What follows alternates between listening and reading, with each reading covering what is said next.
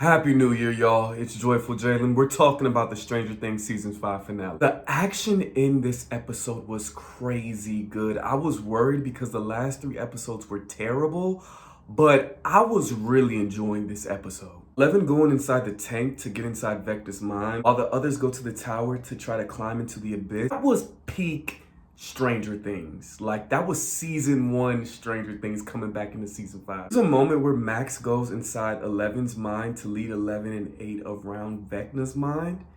And 8 is like, trippy, right? And 11's like, hi. I was like, oh, those are bad bitches right there. Not bad bitches like sexy, bad bitches like they get the job done. The colors of the radio tower were just so cool and trippy. So the planet starts falling after they climb up to the tower and they're like, we have 30 seconds left.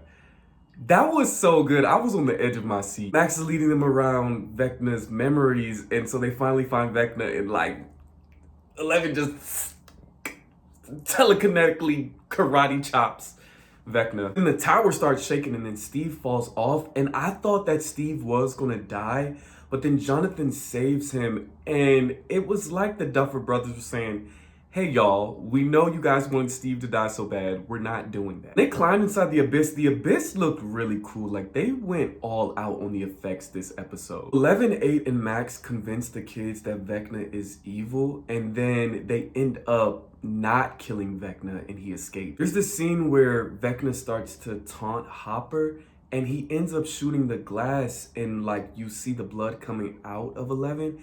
And that was a really jarring scene because I thought he did kill her. Hopper confronts 11 is like, look, I don't want you to go through with this plan of sacrificing yourself. We can figure out together. Like, I know you've had a messed up childhood.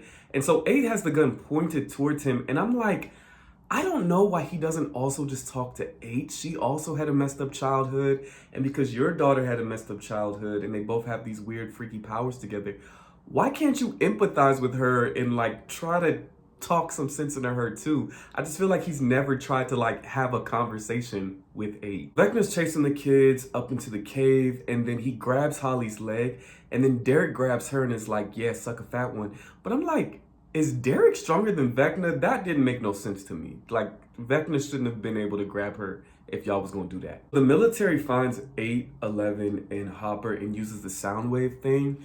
And Hopper makes a decision to just take 11, forget about 8. And I was like, come on, man. You're like 3 times the size of both of those girls. You could have took both of them. He has a change of heart and he goes to like go save 8. But then they get captured and he's like, well, if you don't tell me where 11 is, we're going to shoot her. And so then he changes his mind up again and is like, do what you got to do.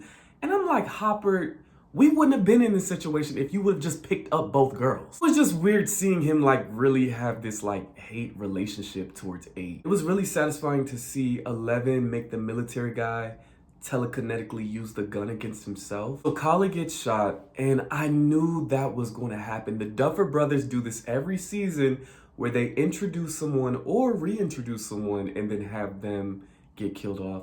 I just want to say I really did love Kali's character. 8, I know a lot of people hate that character just because of that one episode, but I'm like, y'all, there's been some bad episodes. We don't have to throw hate at one character and the actor because they've been throwing a lot of hate at the actor enough to where she has had to block all comments. And it's just like, I don't think that character deserves all of that hate. I think Kali's a cool character. Then there's a bunch of Vecna cave stuff and it's supposed to be, I guess, his origin story, which was so confusing. It just keeps showing him as a little kid with the rock and him getting the powers. And like, we're supposed to know what happened because we're supposed to have been watched the play, but a lot of us can't watch the play. So a lot of us were just sitting at home confused like, this is random and weird and we don't know what's happening with this Vecna cave stuff. We still don't know his origin story. It's not clear to all of us. Yeah, we find out that the Mind Flayer is actually using him, but that wasn't really hyped up for us to care about, so it was just very bizarre. You can just see the writers are trying to cover up a lot of their plot holes that they created in other seasons with the whole Mind Flayer is really in charge thing, but it's like, it's just a little confusing. The Abyss team gets the idea like, oh, we gotta fight the Mind Flayer while 11 jumps up and fights Vecna. And y'all, that was a really cool scene. Like watching Nancy step up, I'll be the bait, and she's got the AK-47, but then she gets trapped and she's about to get eaten, but then everybody else comes to save the day and they're all like jump. Like that was a really good scene. So they all work together. They finally get to Vecna and Will uses his powers to like snap his arm, and they're like all ganging up on him and working together. Stab in the back. And so Joyce looks at him and is like, you messed with the wrong family. And so it was a little jarring to see her chop his head off like that, but I was more confused about like, why Joyce out of all people? Why not 11? It just seemed really out of character for Joyce. I guess because he messed with her son first, and that's like what started all of this. I don't know, it just seemed to come out of nowhere for me. Like maybe even Will, if he got to chop up. It was cool to see all of the different flashbacks from like Barb, all of the different things that Vecna put them through, and it was good to see like some type of justice for that. It was also weird though, cause like I kind of expected like this last monologue from Vecna, but we didn't really get that, which was kind of bizarre. There wasn't a lot of talking. It was really on site with this whole family versus Vecna. So they go back through the upside down to the right side up, and everybody's celebrating, but then 11 decides to sacrifice herself.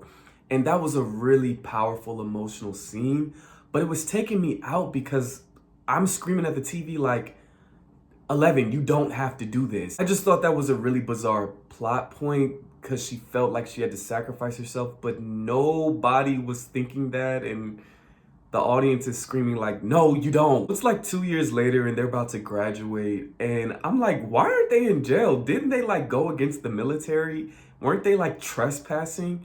But I guess the military lady was like, well, y'all saved the kids and I can't find 11 anyway, so just go home. I don't know. I just feel like, you know, legally, that's not what should be happening. They're all graduating, and I'm also like, wait. How is Max graduating? Wasn't Max in a coma? Like, don't you gotta, Max, I feel like you have to like take a few grades over again, right? It was so beautiful to watch the kids graduate, but something that was so jarring to me was that Karen Wheeler had these like giant scars on her neck.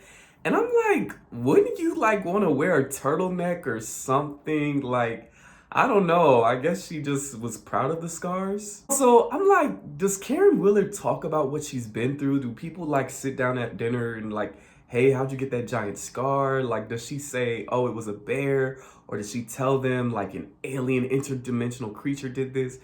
I just wonder if there's a support group for all of the people that have been through Stranger Things. So the teens have this really cheesy moment on the roof. And guys, I did not like this scene because it's just like, I don't think anyone is sitting there like, oh, I hope the teens stay friends and I hope Robin and Jonathan stay friends. Like, I don't think we're thinking that. I guess they just wanted to put some closure with their story. It was good to see what occupations they ended up landing in. Like, that was really cool. After seeing closure for the teens, we get to see closure for Hopper and Joyce, and Hopper proposes, and I'm like, oh, that's good for Joyce. Like, that's really good. But every time I see Hopper, I can't stop thinking about the Lily Allen diss songs against him. Maybe it's just me, but do you guys feel that same way? Y'all, the D&D game was really emotional. There were a few moments where I had to like stop myself from crying. They really gave those kids closure. So Mike kind of has this theory, and then it's speculated that maybe 11 might have told him her plan, but the plan does not make sense to me at all. So Kali uses her illusion powers to like hide 11 so that 11 can be free and go see waterfalls, but Kali would have had to like survive all that blood loss for at least over 45 minutes for that whole ordeal. So when they're saying I believe, I'm like, I do not believe that 11 is out there. I hate to be that guy, but it just doesn't make sense to me. Or maybe they all know that she's not out there and they just want to, they're just comforting each other in that moment. It was very emotional to see 11 see those waterfalls, but I'm like, I just don't believe it. Then it was cool to see Mike close the door on the new generation, Holly and her friends, because it has been 10 years. For some of us, we were kids, and now we're adults. Like, it's really emotional to see, wow, this show has been going on for so long and we're not kids anymore. I give this episode a B+. I think they did a really, really good job. I wanted more from Vecna. I wanted more motive. Like, why is he doing that? That's still not clear to me.